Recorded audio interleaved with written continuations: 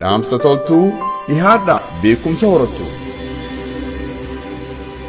halkan jiinin jirre hallayya sigeessa hayyuun biyyan jirre saba golgoleessa haluma haa caaluu harka diinaa dhabne naasuu fi baaragaan lulamnee raafamne osoo oolleen bulin tabiraa dhageenya kunoo hidha guuran qaroo saba keenya kunoo hidha guuran qaroo saba keenya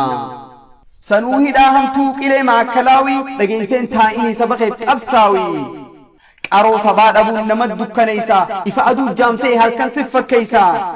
addaan cituu didderoorroonni hammaatte bifuma haarayaan arrasnu jabaatte miiraan bubbutamnee gaddaan ukkaanfamne garaan biyya yaadaa malay farkaa dhabne garuu usneen teenyu wal sossoosuu qabna garuu usneen teenyu wal sossoosuu qabna yaadaa walit dhufnee qabsoo cimsuu qabna yaadaa walit dhufnee qabsoo cimsuu qabna waan dandeessu godhi humnaa fi qabeenyaan beekumsa qabaattus atummaan dandeenyaan namuu bakka hundaa bilaashin lallabu akkam taana jee akka ta'uun dhabu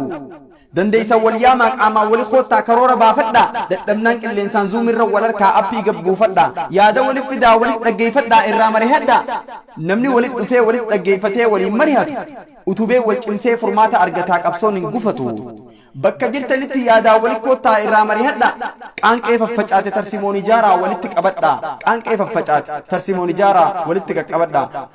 qabsoodhaan finiinsaa hujiin agarsiisa qabsoodhaan finiinsaa hujiin agarsiisa tarsimoon hojjedha anis gama kiyyaan dhaamsa hanaan qaba